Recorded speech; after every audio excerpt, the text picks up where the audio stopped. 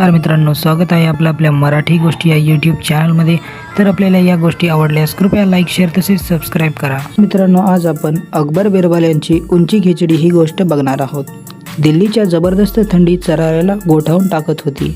अशा त्या भयंकर थंडीच्या गोमसात अकबर आणि बिरबलाला विचारले, बिरबल, या थंडीच्या दिवसात एखादा माणूस 100 मोहरांसाठी त्या समोरच्या तलावावर स्वतःला गळ्यापर्यंत बुडवून घेऊन रात्री काढेल काय रे?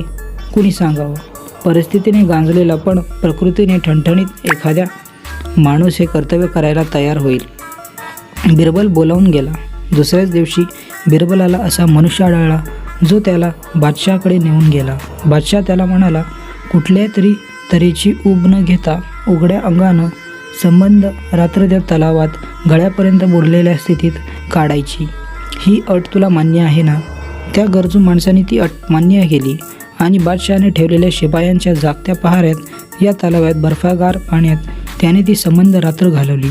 मग 100 सुवर्ण मोहरांसह इनाम घेण्याच्या आशेने तो माणूस राजवाड्यावर गेला असता बादशहाने त्याला सुचवलं, काय रे, थंडी एवढी जबरदस्त पडली असताना तू तलावाच्या गार पाण्यात संबंध रात्र कशी काय काढलीस? तो मनुष्य म्हणाला, आपल्या वाड्याच्या सर्वात वरच्या मजल्यावर दिवा मला दिसत होता। त्याची दृष्टी खिळून मी गेली रात्र कशी तरी घालवली।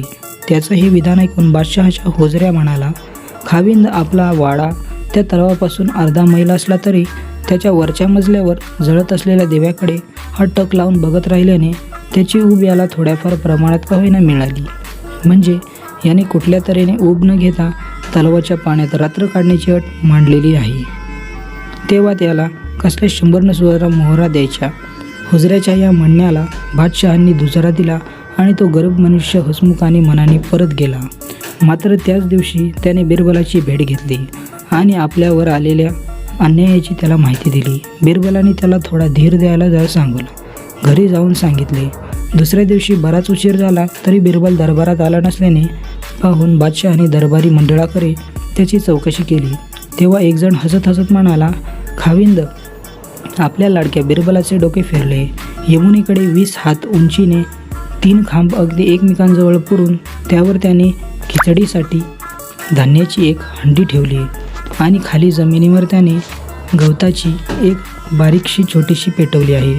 हा अजब प्रकार ऐकून आश्चर्यचकित झालेला बादशाह स्वतः बिरबलाकडे गेला व त्याला सांगितले, बिरबल, अरे एरवी तू एवढी चतुर असताना आज तुझ्या डोक्यात हे वेडं कसं काय शिरलं? अरे, जमिनीवर पेटवलेल्या या गवताच्या छोट्या शेकोटीची आग त्या 20 हात उंचीवर ठेवलेल्या खिचडीच्या भांड्याला लागणं शक्य आहे का? बिरबल म्हणाला, का नाही लागणार? आपल्या वाड्यावरच्या मजल्यावरील दिव्यांच्या ज्योतीची धग जर अर्ध्या मैलावर असलेल्या त्या तलावातील माणसाला लागते तर या शेकोटीची धग अवघ्या 20 हात उंचीवर असलेल्या माझ्या खिचडीच्या हंडीला का लागू नये? बिरबलाच्या या उत्तराने बादशहाने डोक्याचा प्रकाश पडला आणि त्याने त्या तलावात रात्र काढलेल्या माणसाला बोलावून घेतले। 100 ऐवजी 200 सुवर्ण मोहरा दिल्या। तर मित्रांनो, या गोष्टीचा एकच सुवर्ण अर्थ आहे की आपण कधीही कष्ट केलेल्या माणसाचे पैसे बुडवू नयेत। तर मित्रांनो, अशाच गोष्टी ऐकण्यासाठी आपल्या मराठी गोष्टी या माय मराठी चॅनलला लाईक, शेअर तसेच सबस्क्राईब करा। धन्यवाद।